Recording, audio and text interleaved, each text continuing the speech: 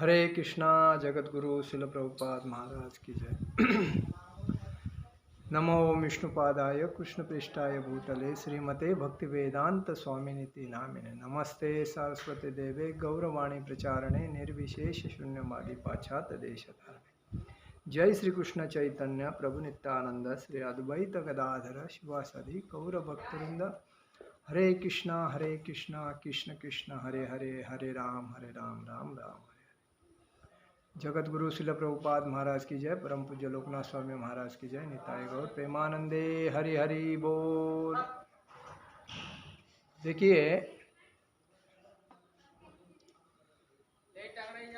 ईशावासमदम सर्व यत्किंची जगता जगत तेन त्यक्तेन भुज्यतामा गृह्य कस्त सदधनम। इस सृष्टि में सब कुछ भगवान का है। इसमें हम लोग बोलते हैं कि ये मेरी प्रॉपर्टी है, ये मेरी ज़मीन है, ये मेरी बैंक बैलेंस है, ये मेरा घर है, मेरे बाल बच्चे हैं, मेरा सब कुछ है, लेकिन आपका कुछ भी नहीं है। क्योंकि आप खुद को मैं मनुष्य हूँ, मैं कभी मरने वाला नहीं हूँ, मैं लाइफ टाइम जीऊँगा ऐसा अमर साबित करना चाहते हैं, लेकिन ये सब मूर्खता है। ये पूर्णता भगवान की संपत्ति है। खाली हम लोग मेहमान है इस धरती पर। जैसा कि एक ट्रेन से जब दूसरी जगह पे हम जाते हैं और जाने के टाइम पे हम लोग सीट ढूंढते हैं। सीट ढूंढने के बाद हमें जो सीट मिलती है और हमारा सीट में बैठने के बाद जब हमारा स्टेशन आता है तो हम उतर जाते हैं, बाकी ट्रेन चलती रहती है। तो ये आदमी को खुद को समझना चाहिए कि हम लोग हमारा मेरा मैंने किया, ये जो मैं जो हम करते हैं ना, ये महामूर्खता है। क्योंकि ना हम लोग आते हैं जन्म, जब माँ के उदर से जन्म होता है बच्चे का, तभी वो खाली हाथ आता है, और जब वृद्धावस्था में जाता है तो भी खाली हाथ ही जाता है, कोई लेके नहीं जाता है ना कोई लाता है। लेकिन जो अहंकार होता है, और अहंकार, क्रोध, ईर्ष्या, लोभ, मोह, संशय, ये राक्षसों ने आदमी को एक भूत बना दिया होता है भौतिक संसार में। मैं ही श्रेष्ठ हूँ, ये मेरा है और मुझे ही मिलना चाहिए। तो वो हिसाब से वो अंधकार में चलता रहता है, और ये अंधकार के वजह से उसको सही क्या और गलत क्या समझता नहीं, और दिन रात गधे के जैसा वो मेहनत करता है। जैसा कि भगवान ने ये सृष्टि में मनुष्य योनि को, मनुष्य प्राणी को खाने के लिए सब कुछ बनाया। देखिए, फल बनाया, पौधे बनाए, फ्रूट्स है, खेती है, सब कुछ है। फिर भी व्यक्ति मांस खाता है और उसको लगता है मांस खाने से मैं बॉडी मेरी अच्छी रहेगी, मुझे विटामिन ज़्यादा मिलेंगी। लेकिन ये मूर्ख व्यक्ति को ये नहीं समझता है कि मांस मैं जिसका खा रहा हूँ, अगले जन्म वो प्राणी मुझे खाएगा। क्योंकि इस जन्म में आपने उसको मारा, तो अगले जन्म में वो आपको मार के खाएगा, ये लिखित है। क्योंकि इसको कोई बदला नहीं जाता है। तो मनुष्य को मांस नहीं खाना चाहिए, भले वो मच्छी हो, किसी बकरे का मांस हो, गाय का मांस हो, कोई भी चीज़ का नहीं खाना चाहिए। क्योंकि मांस खाने से बुद्धि भ्रष्ट हो जाती है। इसीलिए भक्ति में कहा गया है कि मांस नहीं खाना चाहिए, मांस, मच्छी, मटन ये नहीं खाना चाहिए, जुआ नहीं खेलना चाहिए, परस्त्री संभोग नहीं करना चाहिए, पान, तंबाकू, बीड़ी, सिगारेट ये नहीं खाना चाहिए। इससे आदमी भ्रमिष्ट होता है। आज देखिए, इस कलयुग में हर व्यक्ति अपने पेट पालने के लिए, भरने के लिए दूसरे का नौकरी करता है, बराबर है। नौकरी करने के बाद भी वो बोलता है मेरा को तृप्त नहीं होता हूँ, क्योंकि उसने अपने सर पे बहुत लोड करके लिया है और वो दिन रात मेहनत करता है, लेकिन फिर भी नहीं बढ़ता है। जब उसकी मेहनत करने का शरीर समाप्त हो जाता है, तभी उसको लगता है यार मैंने लाइफ में क्या किया, कुछ नहीं किया। तो जन्म दिया है भगवान ने भक्ति सेवा प्रचार करने के लिए, तो हम उसका गलत फायदा इंद्रिय तृप्ति के लिए और एंजॉय करने के लिए लेते हैं। तो ये मूर्खता, और इसी वजह से आदमी आज मतलब टेंशन ग्रस्त है। टेंशनग्रस्त आदमी को अगर मुक्ति प्राप्त करनी है तो उसको भक्ति में आना जरूरी है। दूसरी बात, हम जो मांस खाते हैं तो मांस हमें जो जानवर के जो गुण हैं वो मांस के वजह से अपने में आते हैं और हम भी रानटी व्यक्ति बनते हैं। और रानटी मनुष्य बनने के वजह से आज हर जगह पे बलात्कार, मतलब एक दूसरे को मारना, एक दूसरे को डिप्रेशन, एक दूसरे की ईर्ष्या करना, क्रोध करना, ये किसके? जानवर के गुण हैं। लेकिन जो भक्त व्यक्ति होता है उसमें ये गुण नहीं रहते। इसलिए कहा गया दया क्षमा शांति तेथे देवाची वस्ती। ये मराठी में कहा गया है, जहाँ दया है, क्षमा है, शांति है, समृद्धि है, वहाँ भगवान का वास्तव्य है। स्वच्छता ये मुख्य कारण है। स्वच्छता जहाँ होती है वहाँ लक्ष्मी स्नान करती है। लेकिन हम लोग क्या करते हैं, जानवर को क्या है, ना नहाने का है, ना वो गंदा डालता है तो भी नहीं साफ करता है, वो सब उसको हम खाने, बकरी का मांस खाओ, बकरे का खाओ, गाय का खाओ या और भी कुछ, तो उसके सब गुण अपने में आके हम रानटी बनते। तो आदमी ने मांस, मच्छी, मटन ये खाना नहीं चाहिए। और इससे बेटर है पनीर, दूध युक्त, गाय के दूध से हजारों आइटम बनते हैं। दूध युक्त पदार्थ खा सकते हैं, फ्रूट, फल भाजी, पाले भाजी, फ्रूट्स ये खा सकते हैं। दाल राइस ये जो है ये आदमी का सबसे टेस्टी खाना है, उसको हम खाना चाहिए।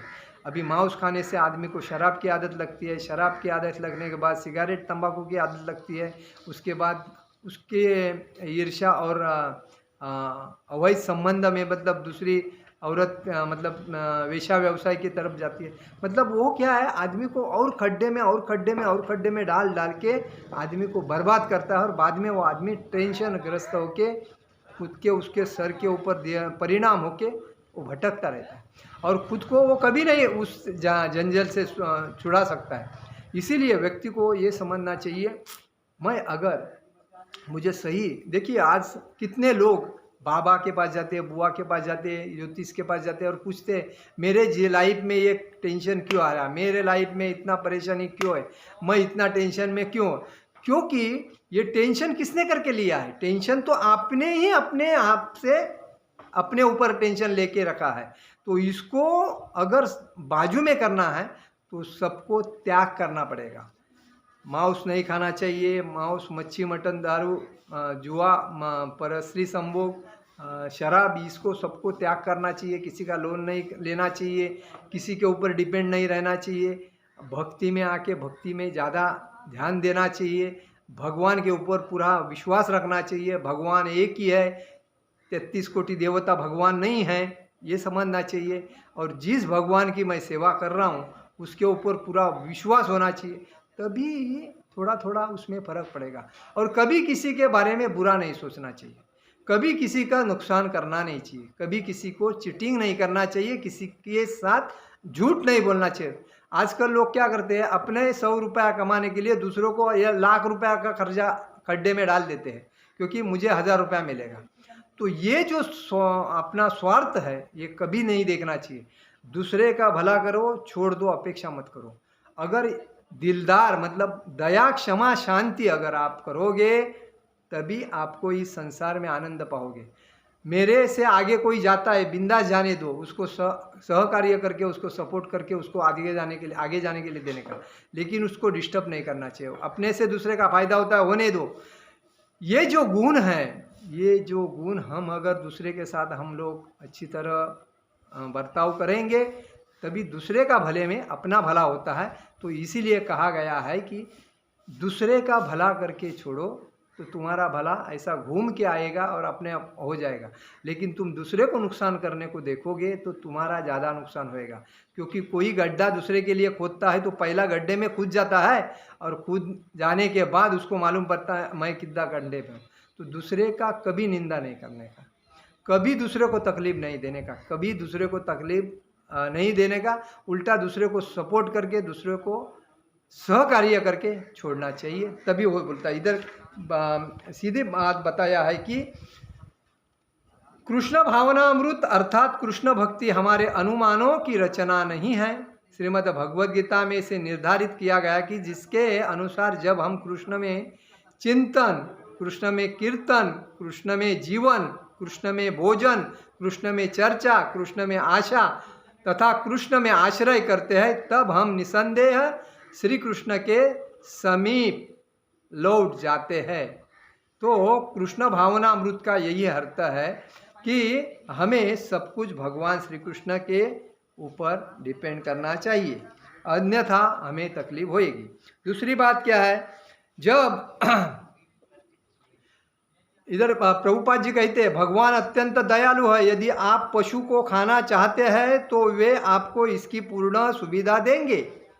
अगले जन्म में भगवान आपको एक शेर का शरीर प्रदान करेंगे जिससे आप अत्यंत उन्मत्त ढंग से मांस खा सके। तुम पशु वधशालाएं क्यों चला रहे हो? मैं तो तुम्हें दांत और पंजे दूंगा, अब मांस खाओ। मांसाहारी इस प्रकार के दंड की प्रतीक्षा कर रहे हैं। मांसाहारी अगले जन्म शेर, भेड़िया, बिल्ली और कुत्ते बनते हैं, जिससे उनको मांस खाने की अधिकाधिक सुविधा प्राप्त हो सकते हैं। प्रभुपाद जी बोलते हैं कि जो व्यक्ति आज मांस बेचता है,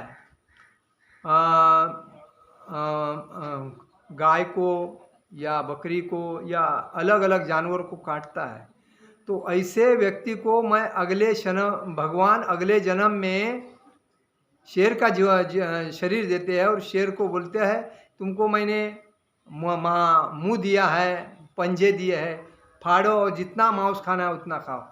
इस जन्म में तुमने तो लोगों को मतलब जानवर को काट के बेचा है।